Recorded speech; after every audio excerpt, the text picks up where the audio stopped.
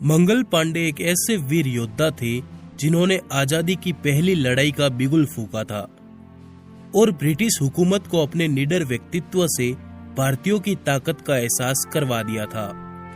उनके द्वारा शुरू किए गए विद्रोह के कारण सभी भारतीयों के मन में आजादी पाने की आग भभक उठी थी और फिर कई सालों के संघर्ष और लड़ाइयों के बाद हमारे देश को अंग्रेजों के चंगुल से आजादी मिल सकी थी। मंगल पांडे एक महान स्वतंत्रता सेनानी थे जिन्होंने देश की रक्षा के लिए अपने प्राणों की आहुति तक दे दी थी।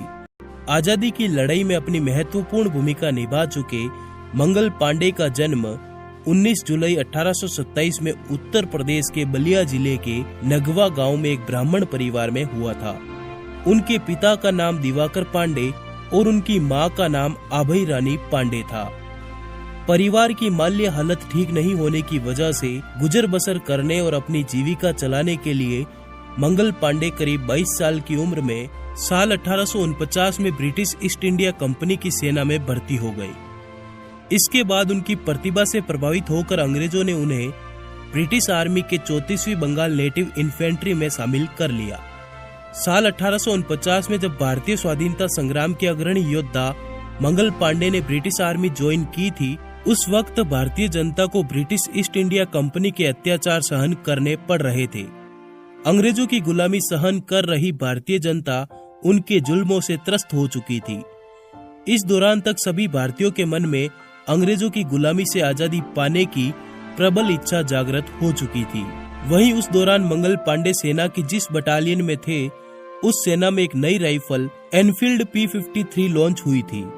इस नई राइफल में कारतूस भरने के लिए राइफल को मुंह से खोलना पड़ता था और उसी दौरान भारतीय सैनिकों के बीच यह अफवाह फैल गई कि राइफल में गाय और सुअर की चर्बी का इस्तेमाल किया गया है, जिससे भारतीय सैनिकों की भावना काफी आहत हुई। उन्हें लगने लगा कि अंग्रेजों ने अपने नापाक इरादे से हिंदू और मुसलमानों में लड़ाई लड़वाने के लिए ऐसा किया है। गौरतलब है कि हिंदू धर्म में गाय अति पूजनीय स्थान रखती है, इसलिए हिंदुओं को अंग्रेजों पर उनके धर्म भ्रष्ट करने का शक हुआ। इस घटना के बाद सभी भारतीय सैनिक अंग्रेजी सेना के खिलाफ खड़े हो गए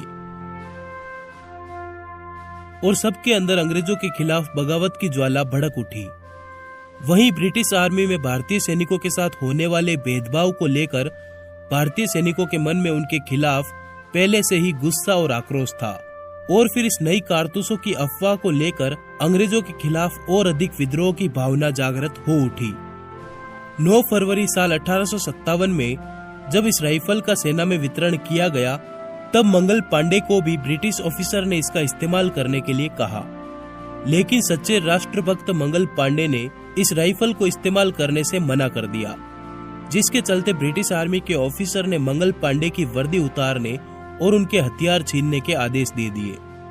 लेकिन अपने फैसले पर सख्त रहते हुए मंगल पांडे ने अंग्रेजों के इस आदेश को भी मानने से साफ मना कर दिया, जिसके बाद 29 मार्च 1857 में अंग्रेज अफसर मेजर ह्यूसन उनकी राइफल छीनने के लिए आगे बढ़े, जिस पर मंगल पांडे ने उस अंग्रेज अफसर पर हमला कर दिया। इस दौरान मंगल पांडे ने अपने अन्य साथियों से भी मदद की गुहार लगाई, लेकिन अंग्रेजों के खौफ से कोई भी उनकी मदद के लिए आगे नहीं बढ़ा, जिसके बाद बेखौफ मंगल पांडे ने ब्रिटिश आर्मी के अफसर मेजर ह्यूसन की गोली मारकर हत्या कर दी। इसके साथ ही उन्होंने एक और अंग्रेज अधिकारी लेफ्टिनेंट बॉब को भी मौत के घाट उतार दिया। लेकिन इसके बाद मंगल पांडे को ब्रिटिश सैनिकों के द्वारा पकड़ लिया गया। अमर शहीद मंगल पांडे द्वारा अंग्रेजी अफसर की हत्या की घटना ने अंग्रेजों के मन में मंगल पांडे के प्रति खौफ पैदा कर दिया था और अंग्रेजों के मंगल पांडे से छक्के छूटने लगे थे। वहीं मंगल पांडे को इस घटना के बाद थोड़े दिन तक हिरासत में भी रखा गया। फिर उन्हें कोर्ट मार्शल के दौरान 6 अप्रैल 1857 को फांसी की सजा सुनाई गई। फैसले के मुताबिक सच्चे देश प्रेमी मंगल पांडे को 18 अप्रैल 1857 को फांसी दी जानी थी, लेकिन किसी बड़ी क्रांति के होने की आशंका के डर के चलते अंग्रेजों ने उन्हें 10 दिन पहले ही 8 अप्रैल 1857 को फांसी दे दी।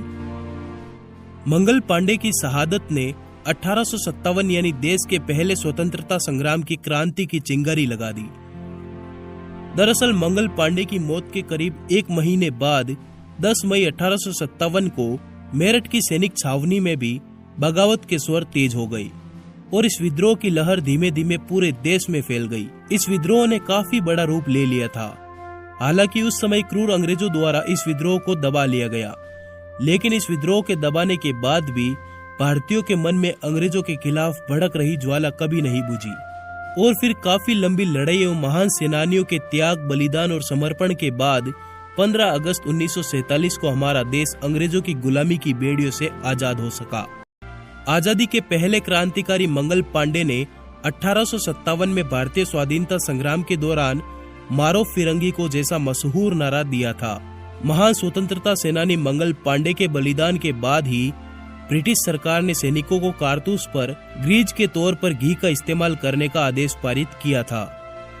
मंगल पांडे ने जिस स्थान पर क्रूर अंग्रेजी शासकों पर हमला किया था, अब उस जगह पर खूबसूरत पार्क बनाया गया है, जिसका नाम शहीद मंगल पांडे महाउद्यान रखा गया है। आजादी के बाद 5 अक्टूबर साल 1984 में भारतीय सरकार ने मंगल पांडे को आजादी का पहला स्वतंत्रता सेनानी मानते हुए उनका एक पोस्टेज स्टाम्प भी जारी किया था।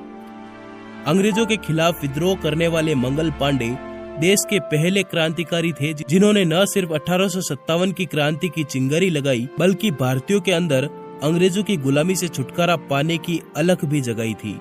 वहीं मंगल पांडे द्वारा अंग्रेजों के खिलाफ शुरू की गई लड़ाई कई सालों तक चली और तमाम संघर्षों और बलिदानों के बाद हमारा देश 15 अगस्त 1947 को अंग्रेजों की गुलामी से आजाद हो सका।